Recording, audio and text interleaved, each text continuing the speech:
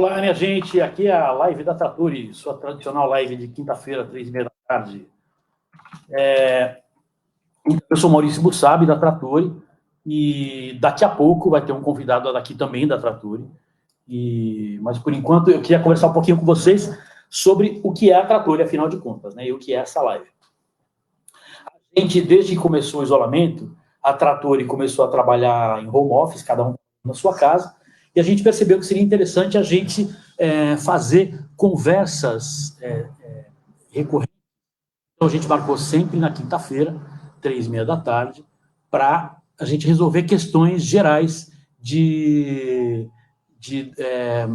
direito autoral, distribuição em plataformas, como é que são as plataformas, o pessoal está começando a chegar. O Will Robinson está botando Oi Trator, eu amo vocês. A gente também, a gente acredita no amor, Will. Então, beleza.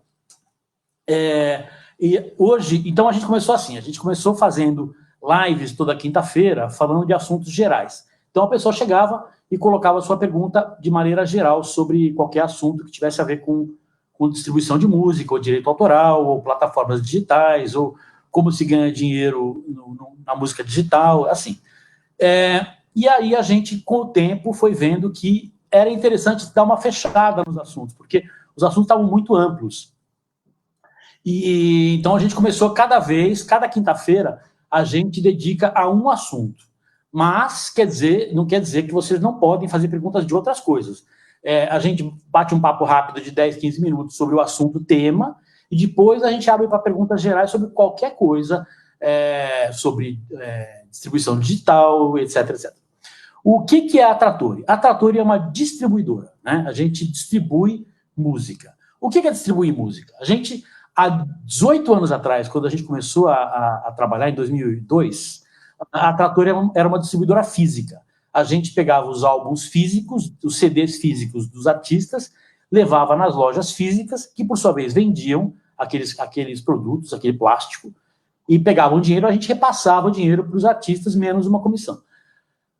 De 2002 para cá, não mudou nada essencialmente nisso, só o que mudou é que ficou tudo digital. O que faz agora? O artista vai no site da Trattori, faz o upload das faixas, upload da capa, escreve os metadados, que são quem são os autores, editoras, nome das faixas, etc. E aí, quando termina de fazer isso, aprova, a gente manda para todas as plataformas digitais. Vamos lá, vou listar, tentar não esquecer nenhuma das que estão no Brasil.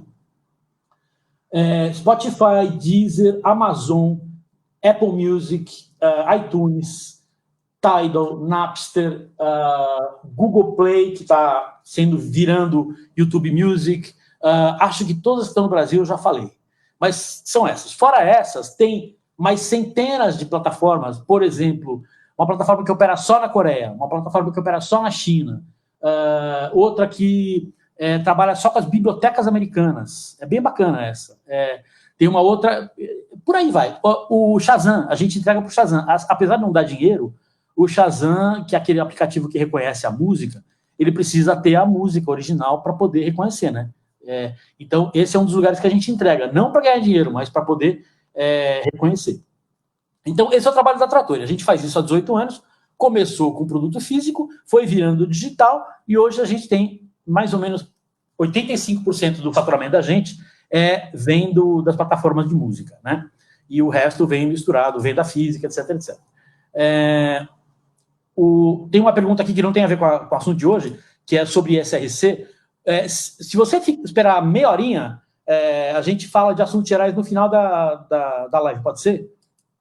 Porque hoje, agora eu vou chamar o convidado de hoje, que é o Davi Diniz, que escreve para o blog da Trattori. Ele é a pessoa que mais escreve no blog da Trattori, que é muito legal, trattori.wordpress.com. Eu vou escrever aqui já. Bom, e esse blog da Trattori, ele é dirigido para músicos, artistas e selos. Então, todas as matérias que tem lá são interessantes. Opa, escrevi errado. trattori.wordpress.com. Deixa eu ver. Tá. E a maioria dos textos quem escreve é o Davi. Ele também é responsável por contato com as redes sociais, com as plataformas digitais. Eu vou chamar ele para estar aqui na tela. Olá, Davi. Alô, Maurício. Boa tarde, pessoal. O assunto de hoje, que a gente vai focar nos próximos 10, 15 minutos, é o ciclo de lançamentos, que é aquele negócio. Quão rapidamente a gente deve lançar um disco? Devemos lançar singles? Não devemos lançar singles? Quantos singles? Eu acho que essa conversa começou por causa do artigo do Daniel Ek, né? Exatamente. Daniel Ek, que é o CEO do Spotify, ele deu uma entrevista para o Musical.ly, que é um site que é voltado mesmo para notícias do mercado da música e tal. E entre as coisas que ele fala lá, ele fala que alguns artistas que se deram bem no passado não vão se dar tão bem no futuro próximo, porque ele falou, basicamente, com essas palavras, você não pode gravar música uma vez a cada 3 ou 4 anos e achar que vai ser o suficiente. E os artistas hoje precisam, enfim, entender que é sobre criar um engajamento contínuo com seus fãs, enfim, o storytelling em volta dos seus lançamentos. E aí, essa fala dele causou uma grande polêmica no meio dos músicos, né? Porque... Estou postando aqui nos comentários debaixo da live, estou postando o link para esse artigo, tá? Certo. E aí gerou um bafafá no meio dos músicos no mundo inteiro, essa fala dele, né? Justamente essa questão de como é que ele está falando que né, de 3 a 4 anos é tempo demais, assim, poxa, fazer um álbum realmente demora, e etc e tal. Teve, enfim, retornos de várias pessoas, inclusive pessoas famosas do meio da música, o pessoal do R.E.M., enfim, várias pessoas grandes no mercado da música se posicionaram contra essa fala dele. Aí a gente puxou esse fio da meada para poder falar a respeito do ciclo de lançamentos. E eu acho que a primeira premissa que a gente pode começar a falar é que não existe regra para todo mundo, né? Eu ia falar isso, eu acho que o que ele afirmou é uma coisa difícil de concordar ou discordar, né? Porque pode funcionar para uns artistas e não para outros, né? Exatamente. Então, ele está levando em conta muito uma lógica que é enfim, de engajamento de redes sociais, de uma comunicação cruzada entre várias mídias, né, em relação ao artista. Isso funciona muito bem para vários tipos de artistas, mas também não funciona para outros, né? Por exemplo, tem gêneros musicais que, por si só, eles não operam nessa lógica, por exemplo, de singles, enfim, mesmo de lançamentos periódicos tão próximos. Realmente é uma visão que tem várias nuances ali também, né? Não pode se dizer que ela caiba para todo mundo.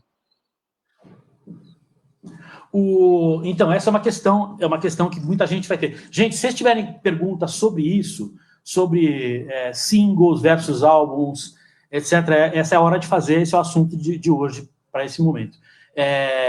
Quão rápido... Se tiverem uma opinião, o que vocês acham disso? Vocês acham que o Daniel Ek está certo?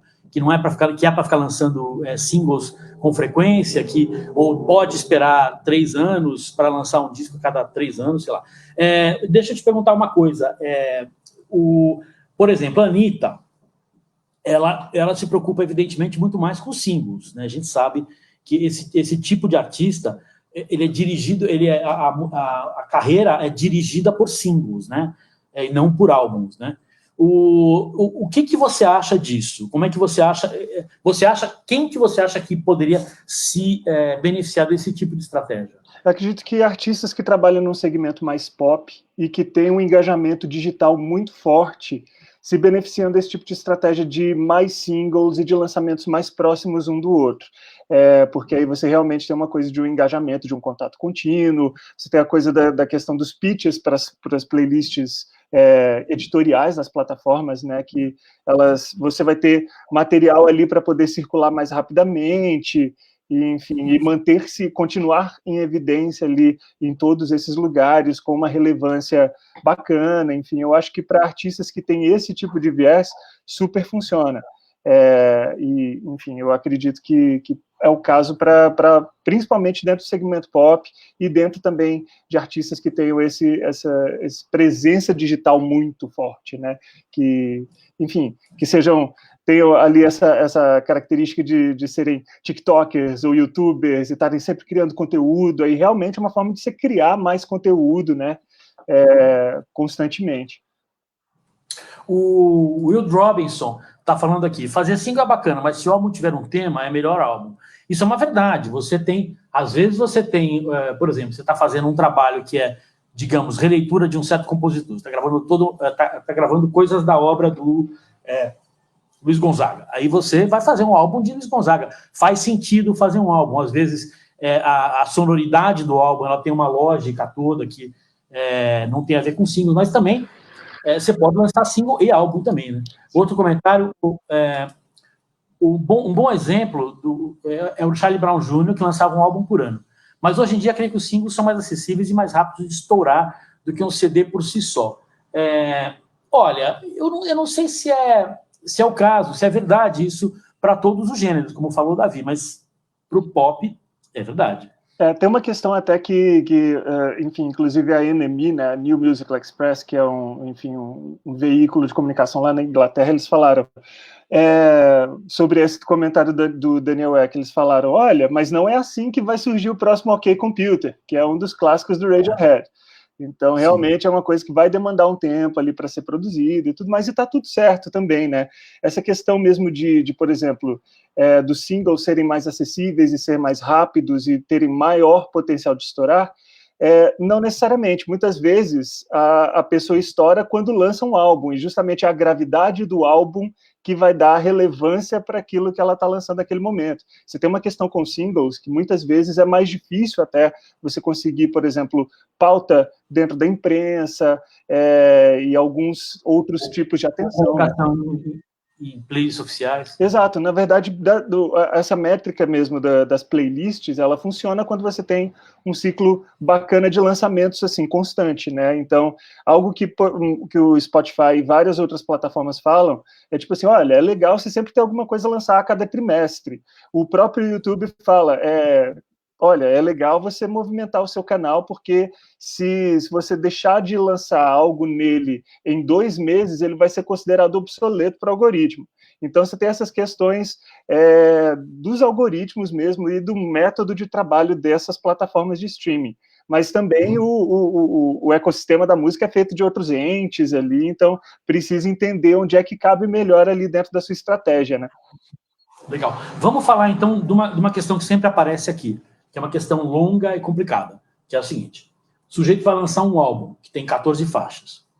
Aí pergunta pra gente, qual é a recomendação da Trattori para número de singles que devem ser lançados antes e o espaçamento entre esses lançamentos? Eu acho que a gente pode falar principalmente de espaçamento agora, porque é o seguinte, antes a gente podia até sugerir os artistas, olha, lança a cada 15 dias, porque você tinha uma questão mesmo de ciclo de atualização das playlists e tudo mais, que era um pouco mais rápido, mas agora com essa questão mesmo da pandemia, do distanciamento social, o que a gente recomenda é que, olha, se você lançou alguma coisa agora, não lança nada até 30, 45 dias, porque você ainda está dentro desse período inicial mesmo desse lançamento, né? Tipo, deu uma ampliada nesse período inicial do lançamento, agora em função disso. Então, não é legal você lançar coisas com menos de 30 dias entre cada coisa, né? Entre cada lançamento.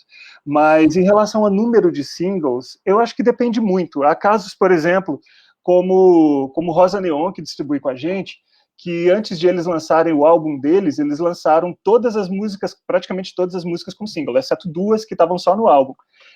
E eles lançavam uma por mês com videoclipe, então funcionou porque eles conseguiram ter um engajamento mesmo do público bacana mesmo ao redor dos singles, mas isso não funciona para todo artista. Acontece muitas vezes de você perder engajamento quando você lança muita coisa em cima da outra. Porque, é claro, porque essa é a palavra-chave, engajamento, né? A pergunta que você tem que se fazer, se você quer fazer uma coisa dessa, lançar um monte de singles antes de um álbum, quer dizer, é diferente a questão, né? Você não está lançando um monte de singles soltos, né? Você está lançando um monte de singles que já são parte de um álbum. São questões muito diferentes, tá? Você na verdade, está divulgando o álbum através do lançamento de singles. Antigamente, a gente sugeria o cara fazer um single ou 2 para criar um buzz, para criar um buchiche em volta do álbum que ainda ia ser lançado, né? Eu não sei se ainda vale essa recomendação para todos os casos. Não, mas para todos os casos, assim, não, mas em geral, sim. Né? Ainda é legal você lançar pelo menos um single antes do álbum para já começar a movimentar essa comunicação, né? Você já acompanha a notícia que vem um álbum por aí com o primeiro single ou o único single. Mas a questão é a seguinte: engajamento é a palavra-chave, porque A questão que você tem que se perguntar é a seguinte: a tua base de fãs vai conseguir responder mensalmente a um lançamento de single? Essa é a pergunta. E até que momento você consegue manter a atenção dos caras dos seus fãs, e a que momento eles vão parar de prestar atenção nisso? Porque se você fizer isso e ninguém prestar atenção, não é uma boa ideia. É ruim para todo mundo. Então, precisa pensar muito bem nisso, né? Temos várias questões. Espera que tem um monte de pergunta aqui. O Guilherme Machado Costa está falando o seguinte. Opa, peraí. Opa. Boa tarde, Trattori. Vamos lançar com vocês 8 singles que contam uma história. E ao final viram um álbum. Planejamos o lançamento a cada 3 semanas e o álbum ao final. E já fazer o pré-save todos juntos no primeiro single para demonstrar planejamento e tentar as playlists. É rock clássico falso de 40 anos para cima. Estamos no caminho? Perguntam. Bom, eu acho que 8 singles, na verdade, aí é necessário entender mesmo como é que vocês vão engajar o público ao longo desses 8 singles, né? E também 3 semanas é um pouco menos do que um mês, então pode acontecer, por exemplo, de uma faixa você lançar e ela ter uma visibilidade maior do que outra, porque o público vai estar ainda consumindo a faixa que foi lançada antes. Então pode acontecer mesmo de um lançamento anterior eclipsar um que vem depois. Por isso que a gente está colocando mesmo, tipo, olha, é legal lançar a cada 30 dias, 30 a 45 dias, porque há esse risco mesmo, até mesmo por uma questão de consumo médio do público, como de atualização de muitas das principais playlists editoriais, né? Então é muito por causa disso. Mas também, enfim, não existe regra para todo mundo, dá para você também experimentar e mudando também, observando o comportamento do público e modificando levemente também a sua estratégia. O André Bertini está comentando a mesma coisa, ele fala que tem gente que está fazendo exatamente isso, né, de lançar vários singles e depois compilá-los em um álbum. É isso mesmo. Aqui, Chaka, tem um single aprovado, já recebi os links por e-mail, mas não divulguei nas redes sociais. Qual a melhor maneira de lançar, visto que ainda tenho poucos seguidores? Esse é o primeiro trabalho na Trattori. Isso não é exatamente a mesma questão, mas tá. Bom, eu acredito que uma forma inicial mesmo seria começar mesmo a construir essa base de seguidores nas suas redes sociais, e aí, para isso, enfim, não existe exatamente uma fórmula, mas dá para você, enfim, convidar as pessoas, começar a seguir as pessoas te seguirem de volta, dá para você criar uma campanha, por exemplo, de posts patrocinados para aparecer em um determinado recorte de público que você imagina que vai engajar mais com o seu público, que vai engajar mais com sua música, né? Então é interessante também levar em conta isso, né? É sempre legal você estabelecer essa cama das suas redes sociais antes disso, assim. O Guilherme Machado Costa fala, então, eu acho que ele fez 39, mas acho que ele fez aquele negócio de 30, né? Certo. Seria, então, vão de 30 dias entre os singles? Aproveito para dizer que todos os singles são de um trabalho, não há um principal. A gente recomenda pelo menos um mês entre os singles, né? Essa é a nossa recomendação. Eu tenho uma outra questão, é uma coisa que a gente recebe, uma pergunta que a gente recebe bastante também, que é a seguinte: vamos imaginar que o sujeito não está lançando nada, e ele não tem nada planejado para o ano, mas ele quer fazer alguma coisa, ele quer gerar uma notícia. O que ele pode fazer? Bom, na verdade, o que ele pode fazer? Dentro das plataformas digitais, você tem, enfim, os mecanismos que você consegue interagir com a página de artista, né? Então, dá para você, por exemplo, criar playlists suas que vão estar constando ali como oficiais do seu perfil de artista, que vai dar enfim, para circular essa informação e, enfim, estabelecer um vínculo próximo do público. É uma coisa que está sendo utilizada por muita gente, está sendo legal também para, enfim, trazer seguidores para a sua página de artista e, enfim, dentro desses playlists que você pode criar, você também pode colocar um determinado número de faixas suas, né, para poder aproveitar esse público que está chegando. Enfim, tem várias possibilidades mesmo. Na verdade, entender mesmo o comportamento do seu público e entender como ele interage dentro das ferramentas que você está utilizando mais para poder divulgar sua música, né, e puxar esse engajamento. Eu vou colocar aqui 2 links no blog da Trattori, que o Davi aqui, que escreve a maior parte dos artigos. A gente selecionou 2 artigos para colocar o link aqui. Um é esse aqui, 3 dicas para não confundir seu público em um ciclo de lançamentos. E o outro, eu estou botando aqui embaixo nos comentários, o outro é 4 dicas para lançar uma série de singles. Estamos aqui com esses 2. O pessoal pede para a gente não passar de meia hora, então eu vou chamar uma última pergunta aqui da Ana Carla de Carli, que é a seguinte: pessoal, a vantagem do pré-save é meio marketing mesmo? Aumenta também os seguidores do Spotify? Minha banda é cliente da Trattori e adoro o atendimento de vocês. Muito obrigado. Né? Obrigado, Ana. Uma das vantagens é o e-mail marketing, né? Porque quando você faz o pré-save, você tem um link ali de acompanhamento que você consegue ter acesso às informações das pessoas que estão interagindo com o seu link ali. Entre isso, tá, enfim, várias informações de demografia, o e-mail de algumas das pessoas, enfim. É uma das possibilidades. Fora isso, também pode servir para entender quem é o público que está engajando mais, né? Que está indo ali, interagindo com o pré-save, né? Vendo essas demografias. Dá para também, já ao mesmo tempo que você estabelece o pré-save, já colocar um convite para o público ali automaticamente para poder seguir a página de artista do Spotify, por exemplo. Então, tipo, a pessoa terminou de concluir o pré-save ali, ela pode ser direcionada para curtir a página de artista. Ela vai dizer se sim ou se não. E aí, também outra possibilidade você, por exemplo, também utilizar desse mecanismo do pré-save para poder veicular algo que seja exclusivo. Por exemplo, olha, quem concluiu o pré-save vai ter acesso a um link exclusivo que vai ver um teaser do clipe novo, ou que vai ter acesso a um link exclusivo para poder comprar algum artigo do artista com preço reduzido. Enfim, são várias as possibilidades, né? Então, o pré-save é uma ferramenta bem múltipla nesse aspecto.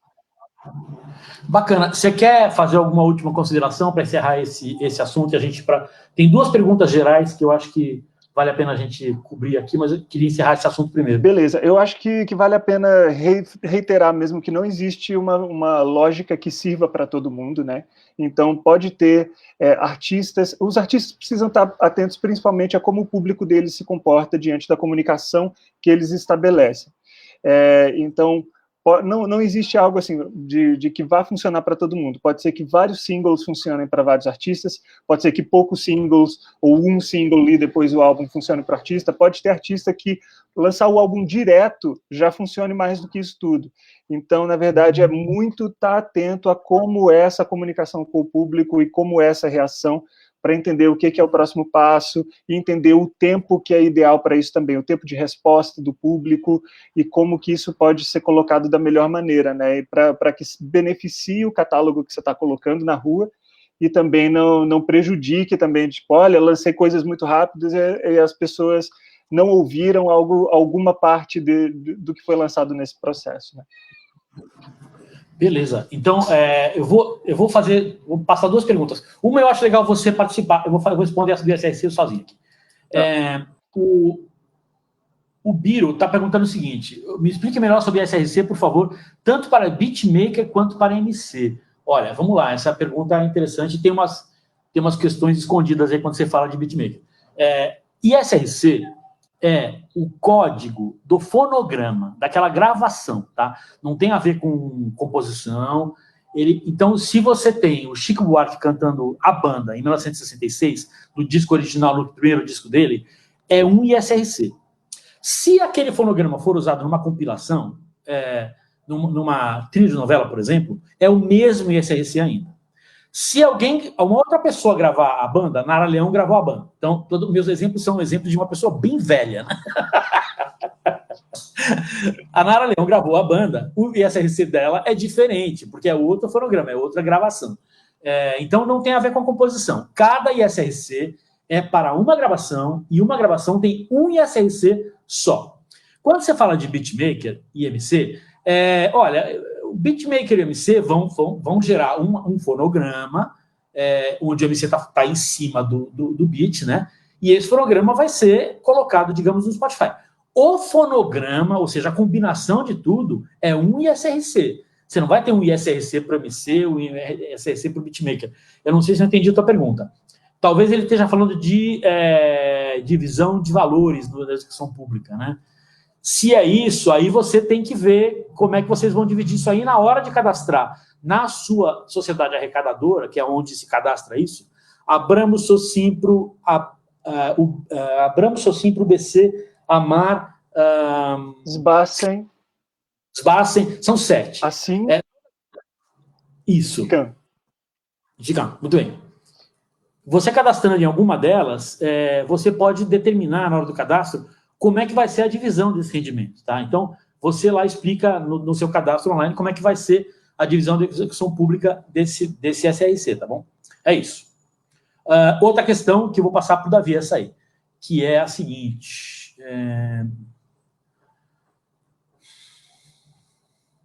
Espera aí, perdi ela aqui. Era uma questão sobre... Eu perdi aqui, mas é o seguinte, está aqui. Herculano está perguntando o seguinte, qual o valor básico para impulsionar um single no Instagram e Facebook?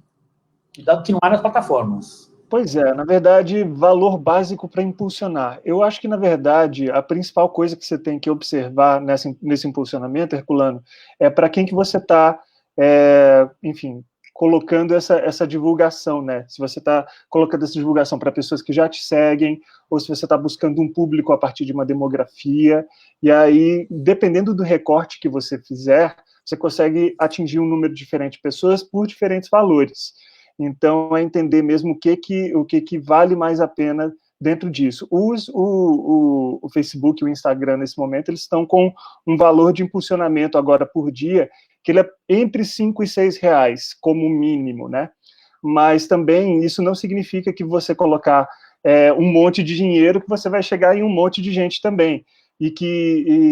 Enfim, basicamente entender qual que é o recorte ali melhor, o ideal, e esse custo-benefício. Você também pode experimentar campanhas por um tempo curto também, ver essa resposta, e depois repetir, ou mudar determinada coisa e ver como se altera a resposta.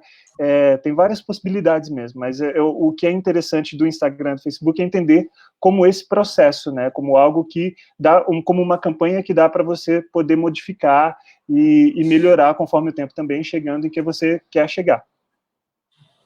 Muito bem. Uma coisa que acho que vale a pena mencionar é que a gente chama esse jeito que o Facebook faz as coisas de micropagamento, né? Porque você com 10 reais você faz, você promove a tua página ou qualquer coisa dentro do Facebook.